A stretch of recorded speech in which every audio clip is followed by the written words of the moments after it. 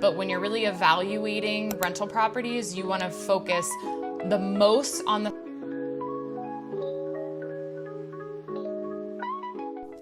Hey everyone, today I am going to be talking about evaluating investment properties here at Deep Creek Lake.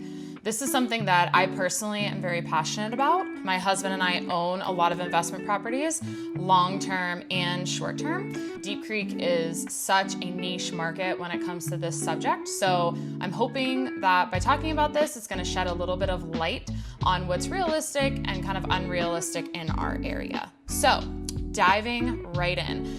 Why Deep Creek is a unique short-term rental market. Understanding two main motivations for buying. So are you really focused more on cash flow, which essentially means monthly income, or are you more driven by appreciation and supplemental income? And what that would really mean is long-term value and part-time use. So major difference, right?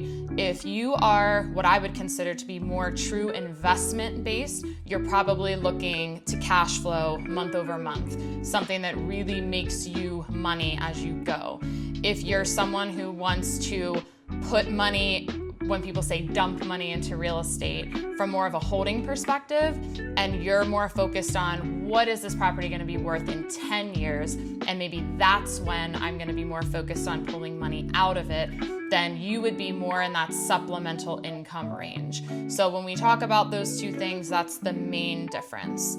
So defining your investment objectives. The cash flow investment obviously prioritizes high rental income and low overhead.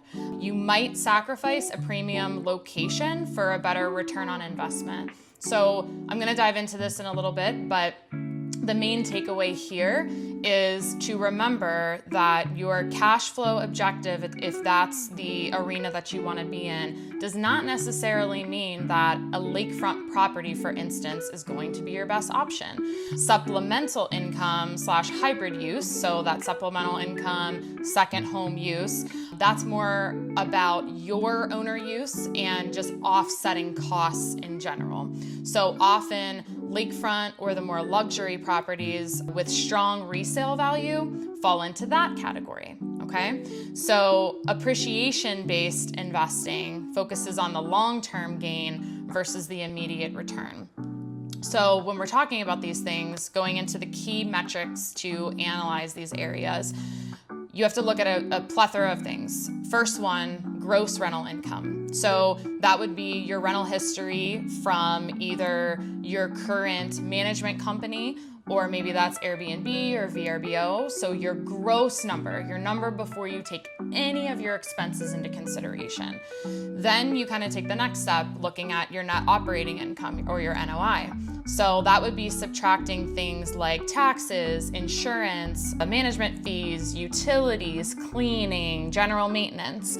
And then of course, for my more savvy investors, we can go a step further, which we're not going to get into too much today, but into your cap rate. So your NOI over purchase price, that gives you your cap rate. Typically, a strong vacation rental property, you're going to be somewhere in that 5 to 10% capacity for your cap rate.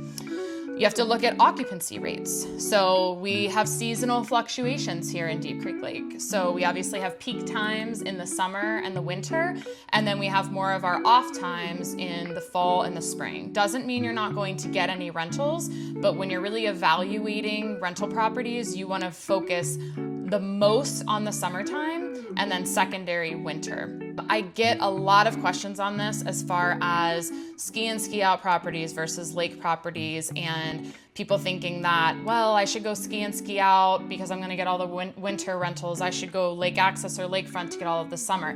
The big takeaway there is it really doesn't matter. Summertime, 90% of the properties here, that's where you're going to make all your money, just because of the week-long stay. So in the wintertime, even if you have a really prime ski and ski out home, typically people are only renting 2 to 3 nights in that season, but in the summertime, people are renting for 7 nights.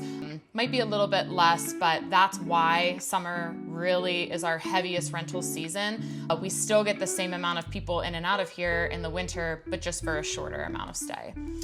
So obviously looking at your cash on cash returns, so your annual cash flow divided by the initial cash invested. Again, this is diving a little bit deeper, but also considering your personal use time. So less usage is obviously going to equate to a higher income potential, and it must be balanced with your expectations. So what that means is if you're telling me as your agent, I really want to maximize my rental capabilities, but I absolutely have to be here Memorial Day with my family, 4th of July week, and Labor Day. Well, those two don't necessarily go hand in hand, right? So in this market, to really maximize your rental, you as the client and the owner need to be here on the off times so that your numbers really work out in the end.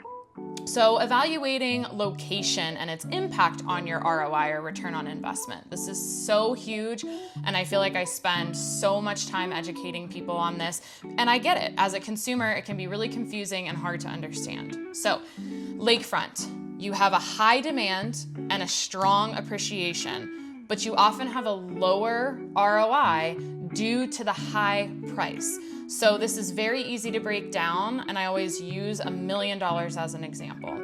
So if you have $1 million budget and you're considering a house that's going to put you in the strongest month-over-month cash flow situation, you have to avoid lakefront by default, because $1 million on the lake is basically going to get you a lot or a teardown house or an extreme fixer-upper. So of course, the ability to generate cash flow is basically non-existent.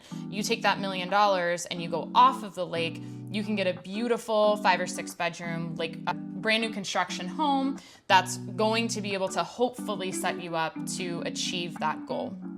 Then you go to lake access and community amenity type of places. You can still attract guests if the price is right for the rentals, especially with walkable amenities or shared docks. That's definitely going to increase the appeal.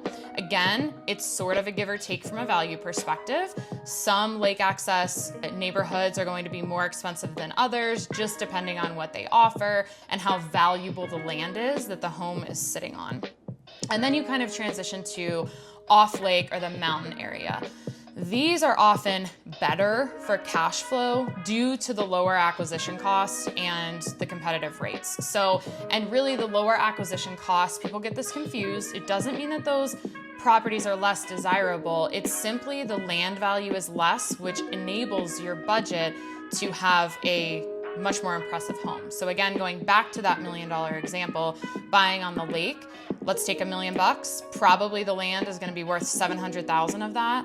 If you go more to a mountaintop setting, your land is probably only worth $100,000. Nothing wrong with that. It just gives you a much bigger window, $900,000, to work with an actual home, which is really what's generating the income at the end of the day, is the home itself. Also, these off-lake mountain areas generally have close proximity to the WISP, and the state parks. They have a large capacity within the home that can just outperform the lakefronts, as we just talked about. So let's pivot a little bit to key property features that affect rental performance. So bedroom, bathroom count, so critical. More bedrooms equal more guests equal a higher nightly rate. With bathrooms, the more en-suites you can have, the better. People really prefer their privacy. They really don't want to be renting a home that's 4 or 5 bedrooms with 2 bathrooms. So a 5-bedroom, 5-bath is going to far outperform a 5-bedroom, 2-bath home. Hot tubs, game rooms, fire pits, top requested features in the Deep Creek Lake market by far. They seem like very small things, and in the grand scheme of things they are, but from a cost perspective, it is absolutely worth it to make sure that your home has those 3 things, because years of experience with the algorithm for people searching, those have been proven to be the top requested features. Seasonal appeal, so if you can have a property that has some type of proximity to something, whether that be slopes, the lake, trails, state parks, that allows you to have more of a 4-season income, that's definitely something that can set you apart from other homes on the market and yield a higher rent. Pet-friendly homes, I know this is one that stings a little bit because people cringe when they think about making their homes pet-friendly. Unfortunately, it is one of those things that will set you apart. There are plenty of people that really enjoy bringing dogs specifically, so if you do allow your house to be pet-friendly, it's going to give you that edge. New construction versus renovated. So this one is more about lower maintenance costs versus higher upfront price. And a lot of times it's a simple math equation and it's personal preference. So maybe when you're purchasing a rental, it makes more sense to spend an extra $100,000 up front, especially if you're financing, to get something that was built within the last 2 years, knowing you're not gonna have to worry about the major things like roof, HVAC, electrical, plumbing, and a lot of outdoor deferred maintenance that happens with weather in our area. So sometimes it's worth it to spend a little bit more on the new construction specific to a cash flow property versus something older that's had mild renovations. So understanding management models. So full service management, which would be turnkey, lower involvement. That would be putting your house with a local management company where you probably are anywhere between a 20 and 25% management fee. That can vary up or down depending on what they offer. You also have self-management in our area, Airbnb, VRBO. Those generally do have a higher ROI potential at the end of the day, but they're much more hands-on, which might not be conducive to your personal situation. And then there's, of course, hybrid. So local cleaners, booking platforms that kind of guide clients based on their desired level of involvement. We do also have the rental companies that are much more heavily involved with Airbnb and VRBO nowadays. So you can also brainstorm with them and basically say, hey, we want you to do the brunt of the work, but if we do some bookings on our own, can we get a break in the management fee? Many of the companies are very open to that strategy. So we'll zoom through some of these as well. Financing considerations for investment properties. So second home versus investment property loans, those are two very different things. A lot of people in our market purchase as a second home, and then they decide after they buy the home as to whether they're going to rent it out or not. So if you attack it up front as an investment property, just realize that you are going to have different qualifications. You are probably going to have a higher interest rate and more money down if you are buying it purely as an investment property and not as a second home. But I would definitely recommend getting with your agent, hopefully one of us at the collective, and getting lender recommendations for local people who know how to navigate this and make sure that you're put in the best position possible moving forward. Other things to just kind of keep in mind, and these are things that we can guide you through, are, the importance of insurance and taxes, making sure that you're understanding what that looks like. We have something called accommodation tax here, which is owed to the county if you have a short-term rental license here. So that's something that we can't dive too far into. We will have to get you with a local CPA, but we are aware of all of those implications and its costs that you're going to need to consider when you're evaluating your ROI at the end of the day. Rental restrictions, zoning, and permits. So there are going to be certain neighborhoods that are rental restricted. If you're within the watershed zoning, you have to have something called a transient vacation rental unit permit. There's a lot of little caveats and ins and outs, all very easy to navigate as long as you have a knowledgeable agent. You don't want to get too far in the process and realize, shoot, I didn't know any of that. I didn't know I need to have a license. You'd be amazed how many people just buy a house, start renting their property, and they have no idea what they have to do legally in this specific market. So also, you wanna make sure that you understand the appreciation potential and an exit strategy. So again, historically, we have a very strong value growth here in the Deep Creek Lake area. Just kind of a recap and takeaway, lakefront and ski front homes appreciate faster, but they might have a lower cash flow month over month. Off-lake homes are often easier to resell to the next investor just due to the better rental history figures. So again, it's just really important to understand who you are as a local investor. If you're focused more on short-term return on investment or more of a long-term exit plan or just strategy in general. So I hope this was helpful, kind of just painting the picture of the different properties that we have here, what they bring to the table, why it's so important to understand where you fall in the investment platform that we have here at Deep Creek. The thing that I love about this area is that no matter what basket you fall into, you can find something that's going to work for you. So I would love to have a further conversation with you if you're out there and you're searching for some type of investment property or a second home with supplemental income. Thanks, as always, for watching another episode from the Deep Creek Collective. Have a wonderful day.